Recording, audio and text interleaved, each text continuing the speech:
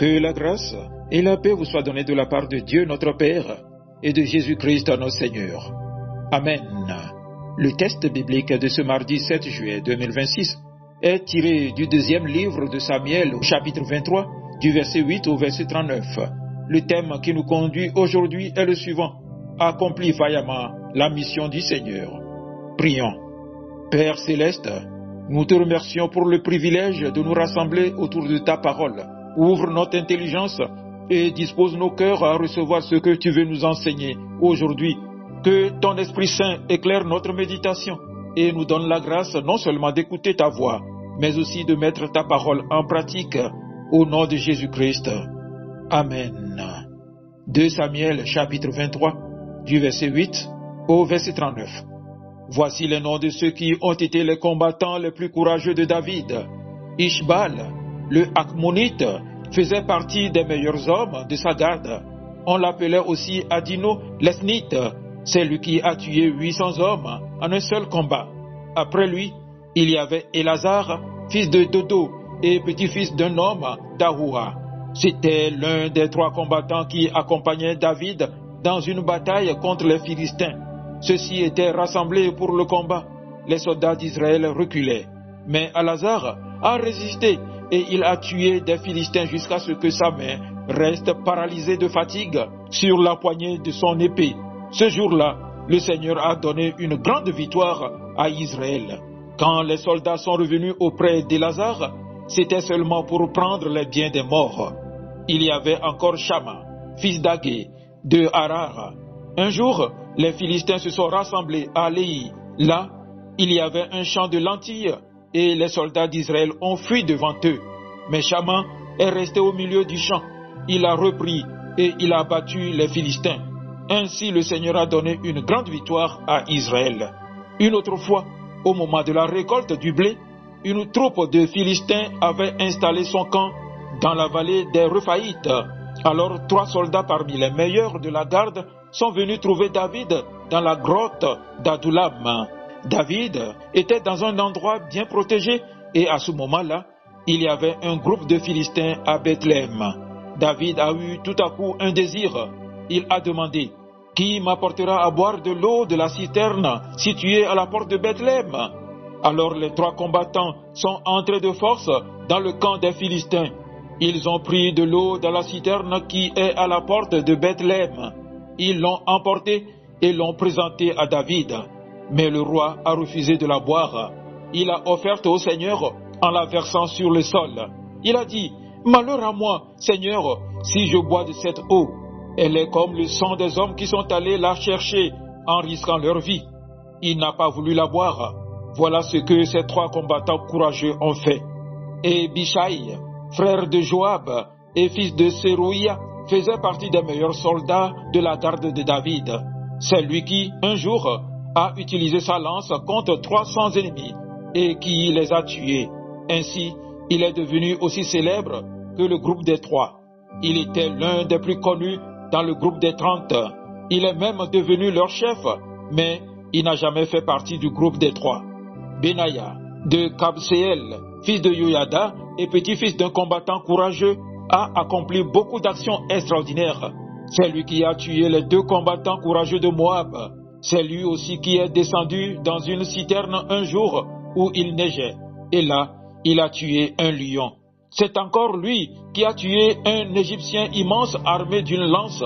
Il a attaqué avec un bâton et lui a arraché sa lance et s'en est servi pour le tuer. Voilà ce que Benaya a fait. Ainsi, il est devenu aussi célèbre que le groupe des 3. Il était l'un des plus connus dans le groupe des 30, mais il n'a jamais fait partie du groupe des 3. David l'a nommé chef de ses gardes.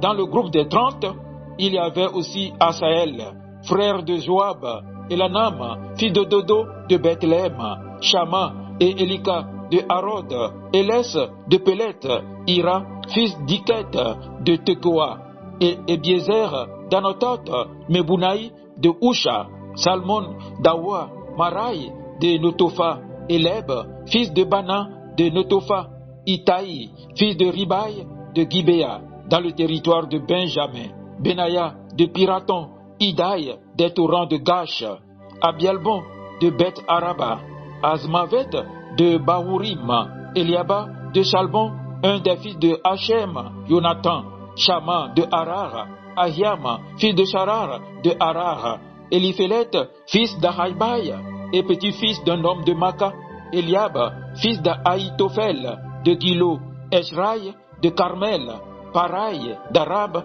Igal, fils de Nathan, de Soba, Bani, de la tribu de Gath, Sélet, l'Ammonite, Naraï, de Béroth, qui portait les armes de Joab, fils de Séroïa, Ira et Gareb, de la famille de Yéter, et Uri, le Hittite. Ils étaient 37 en tout. Amen. Chers frères et sœurs, le passage de 2 Samuel, chapitre 23, du verset 8 au verset 39, nous présente les vaillants de David, des hommes qui se sont distingués par leur courage, leur fidélité et leur engagement. Leur force ne résidait pas uniquement dans leur capacité physique, mais surtout dans leur détermination à accomplir la mission qui leur était confiée. Grâce à leur dévouement, Dieu a accordé de grandes victoires à Israël et leurs noms sont restés gravés dans les Écritures. À travers leur exemple, le Seigneur nous rappelle qu'il cherche encore aujourd'hui des hommes et des femmes prêts à le servir avec le même courage.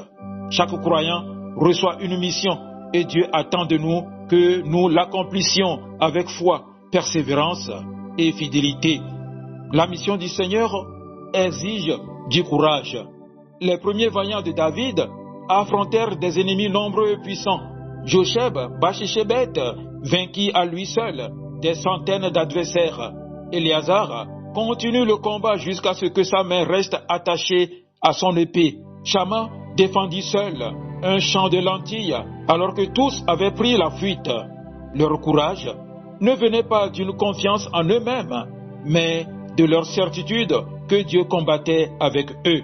La vie chrétienne est également un combat. Chaque jour, nous faisons face aux épreuves, aux tentations, aux oppositions et au découragement. Pourtant, Dieu nous appelle à demeurer fermes, car la victoire appartient à ceux qui persévèrent dans la foi. Celui qui accomplit la mission de Dieu ne fuit pas devant les difficultés. Il avance avec l'assurance que le Seigneur est à ses côtés. Chers frères et sœurs, examine les défis que tu traverses aujourd'hui.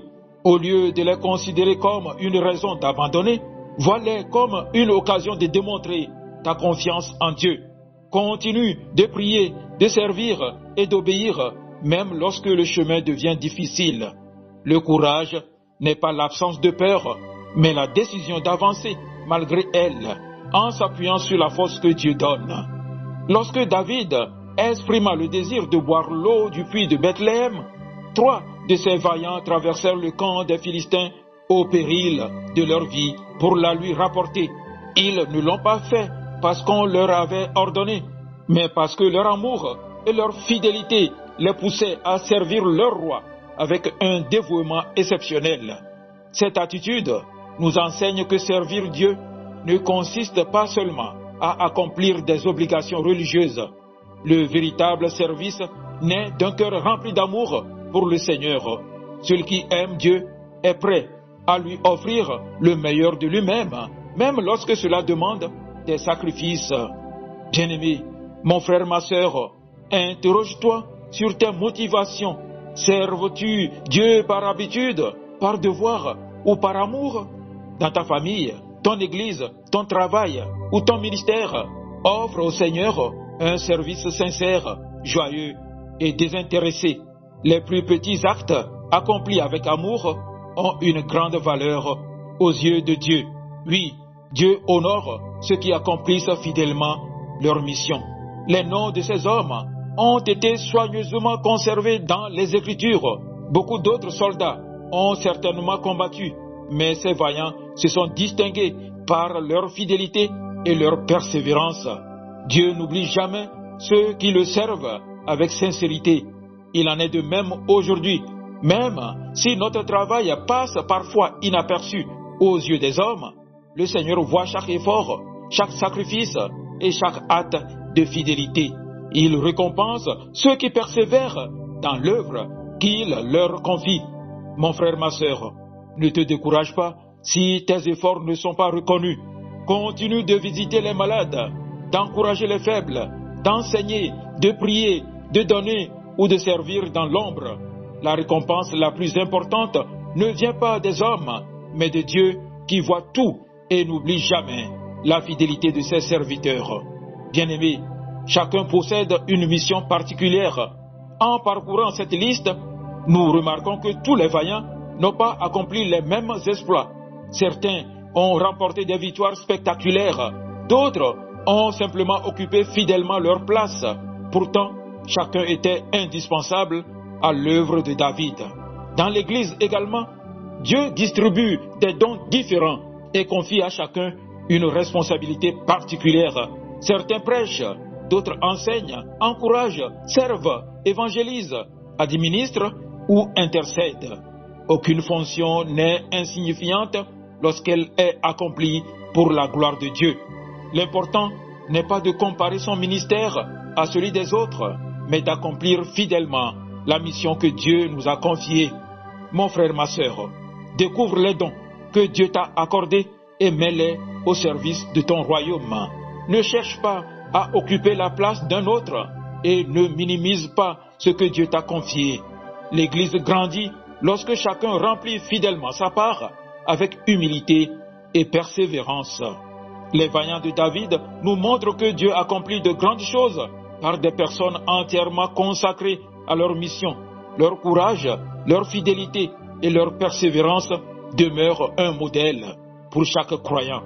Aujourd'hui encore, le Seigneur appelle des hommes et des femmes prêts à avancer malgré les difficultés, à rester fidèles malgré les épreuves et à servir avec excellence sans rechercher la gloire des hommes.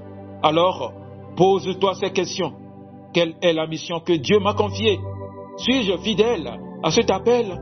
Est-ce que je persévère malgré les obstacles ou ai-je laissé le découragement m'arrêter? Le Seigneur ne cherche pas des personnes parfaites, mais des serviteurs disponibles, courageux et fidèles. Si tu lui remets ta vie, il te donnera la force d'accomplir ce qu'il attend de toi.